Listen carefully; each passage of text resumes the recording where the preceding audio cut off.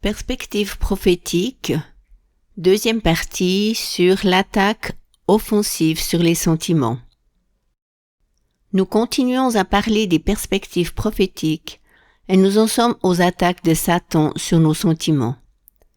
Comme je l'ai déjà expliqué dans la première partie, le diable ne peut pas faire ce qu'il désire. Cependant, il travaille toujours au travers de nos pensées. Aujourd'hui, j'aimerais approcher un autre domaine. Il s'agit de nos sentiments. Il est intéressant que le diable travaille aussi par nos sentiments. Je répète encore que le diable ne peut pas faire ce qu'il désire. Il essaye de le faire, mais il n'a pas le droit ni l'autorité de le faire. Il n'a donc ni la force ni la puissance de rendre les personnes malades ou de provoquer un accident. Il ne peut agir qu'au travers des personnes, tel que Dieu le fait aussi. La terre a été donnée aux hommes, alors de même que l'homme a autorité sur la terre, de même, si Dieu ou le diable veulent agir sur terre, cela se passera toujours au travers des hommes.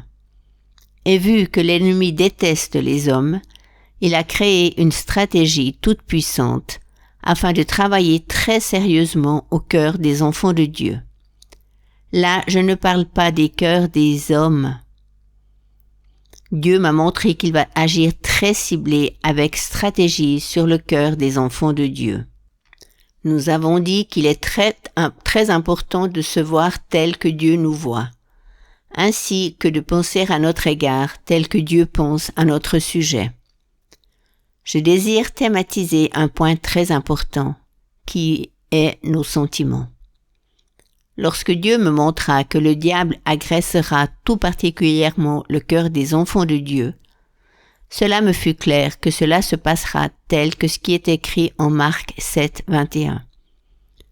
C'est du cœur des hommes que viennent les mauvaises pensées, l'envie de donner libre cours aux instincts sexuels, de voler, de tuer, de commettre des adultères, de dépouiller les autres, de les tromper, de se laisser aller sans pudeur à des actes immoraux, de s'approprier les biens d'autrui, de dire du mal d'eux et de se croire meilleur que tous, bref, de céder à toutes les folies que conçoit un cœur déréglé. Tous ceux qui m'ont entendu parler du cœur ou qui ont éventuellement pris part à mon séminaire sur le cœur ou qui ont lu mon livre sur le cœur savent que je suis absolument certain que dans la vie des chrétiens et en chaque personne, tout se joue au niveau du cœur. Le cerveau travaille le tout et l'assimile. Il est important que nous le comprenions afin de comprendre que dans notre cœur se trouvent aussi nos sentiments. Les deux sont très fortement liés ensemble. Ce que tu penses, tu le ressentiras aussi, et ce que tu ressens, tu penses, amènera en y repensant sans cesse ces sentiments à s'accentuer et à devenir une émotion dans ton cœur. Personnellement, je suis convaincu que le diable qui vit avec ses démons dans le monde invisible le fait au travers des sentiments et des pensées des hommes en essayant d'entrer dans le cœur. La Bible en parle très concrètement dans l'histoire d'Ananias et de Saphira, ainsi que dans le cœur de Judas. Je t'explique comment cela peut se passer tout pratiquement. Le scénario se répète toujours de la même manière. On arrive dans une certaine situation ou à un endroit où l'on ne se sent peut-être pas très à l'aise, tel ici au Brésil où il est plus ou moins interdit d'aller le soir dans certains endroits, car ces endroits sont bien trop dangereux. Suivant où, à partir de 22 heures, tu n'as plus le droit de stopper à un feu rouge, car ceci est bien trop dangereux. Tu roules alors très lentement et tu continues simplement ta route sans t'arrêter, et tu ne seras pas amendé, car c'est ainsi qu'il faut agir si tu ne veux pas être agressé. Parfois il arrive ce qui suit. Nous entendons une nouvelle du médecin, ou bien nous vivons quelque chose de négatif, alors ainsi tout de suite ces sentiments très puissants se font ressentir. Ce sont des sentiments qui peuvent provenir de notre cœur, si nous pensons négativement, n'ayant pas appris à fermer notre cœur en faisant totalement confiance à Dieu. Il se peut cependant que cela soit directement une attaque de l'ennemi. Il ne peut nous forcer de ressentir ces sentiments, mais que peut-il faire? Il peut par exemple nous lancer un sentiment de crainte et de peur. Alors que faisons-nous à cet instant? Nous nous décidons soit de croire à la crainte ou de penser les pensées de Dieu. Du moment où nous pensons crainte, il se passe ce qui suit. Nous ressentons cette peur qui est directement une attaque démoniaque projetée au travers des démons de Satan.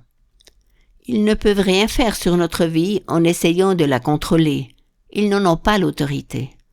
Mais ils espèrent malgré tout que nous acceptions ce que nous ressentons, comme si c'étaient nos propres sentiments, et ainsi de les respecter et de les accepter.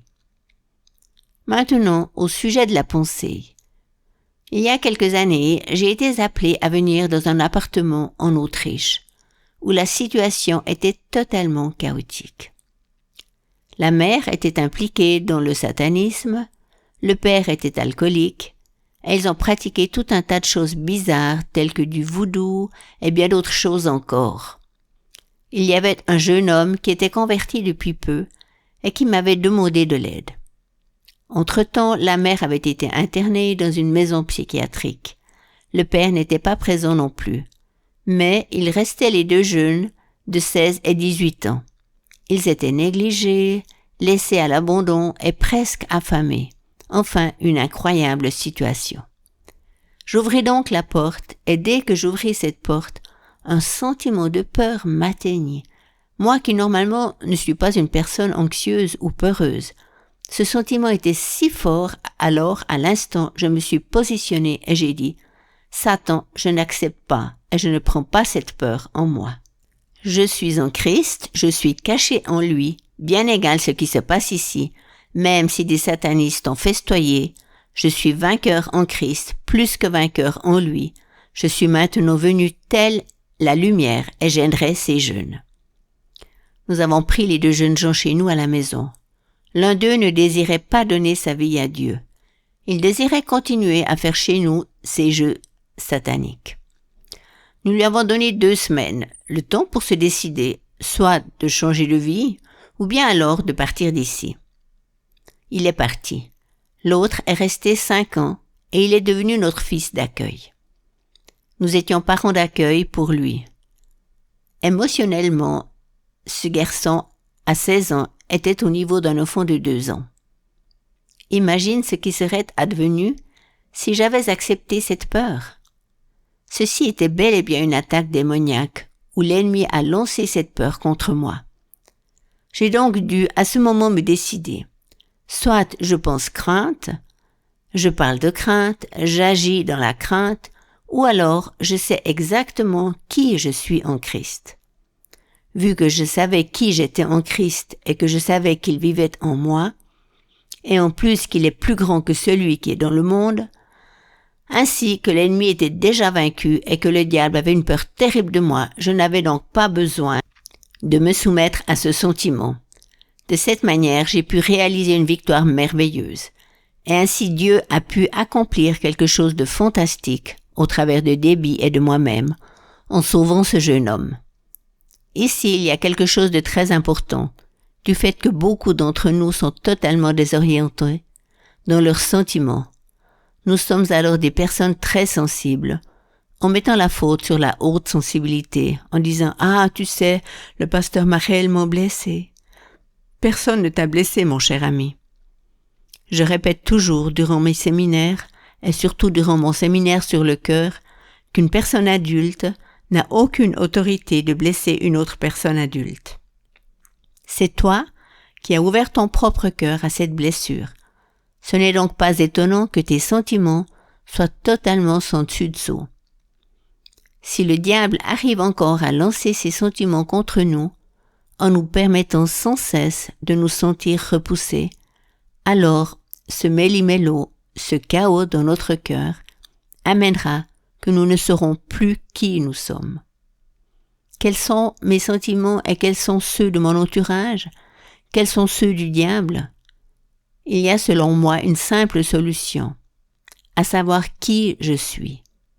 Ainsi, si je sais qui je suis et que je pense en conséquence, en prenant garde à mes pensées, alors mes sentiments devront se soumettre à mes pensées. J'insiste beaucoup là-dessus, car je sais que durant cette année 26, l'ennemi va tout faire ce qui est en son pouvoir afin de recevoir et d'avoir l'entrée des cœurs des enfants de Dieu. Il y travaille très puissamment. Si tout à coup tu te sens dépassé, il est possible que tu aies été impliqué dans des situations où tu n'aurais pas dû être impliqué. Mais il est aussi possible que cela soit le cas. Qu'en est-il si tout à coup tu as ce sentiment d'être dépassé? Et si cela provient de démons qui ont lancé ce ressenti sur toi, ou si l'ennemi a pu le faire dans ton cœur? Si à ce moment-là, tu n'as pas appris à dire « Attends donc, le Christ n'a jamais été dépassé, ni stressé. Si maintenant je suis un avec Christ, je ne suis alors pas non plus dépassé. » Père, je te remercie que ce jour sera un merveilleux jour et qu'il n'y aura aucune situation qui me dépassera. Sais-tu ce qui se passera? Au moment même, tu remarqueras que ce sentiment était du malin. Alors il partira en courant, la queue entre les jambes. Il aimerait tant que nous prenions ces sentiments comme s'ils étaient les nôtres. Mon cher ami, en 26, il y aura réellement de fortes attaques démoniaques sur le cœur des enfants de Dieu, sur leurs pensées et sur leurs sentiments. Pense ce que Dieu pense sur ta personne. Ne permets pas à ton cœur des sentiments qui ni ne correspondent à ton identité, ni à l'opposé de ce que Dieu dit à ton égard. Pense-y, Dieu ne t'a jamais repoussé, donc le sentiment de rejet n'a rien à faire avec Dieu. Ni que tu sois une personne faible, cette pensée n'a rien à voir avec Dieu. Lançons au diable une parole toute tranchante. Tu n'as aucune entrée dans mes sentiments, ni dans mes pensées. Et chaque fois que je ressens des sentiments dans ma vie, je dois les prendre au sérieux. Mais je ne laisserai pas non plus des sentiments négatifs entrer dans mon cœur. Je proclamerai les vérités de la parole de Dieu. Donc, penser et ressentir les bonnes choses.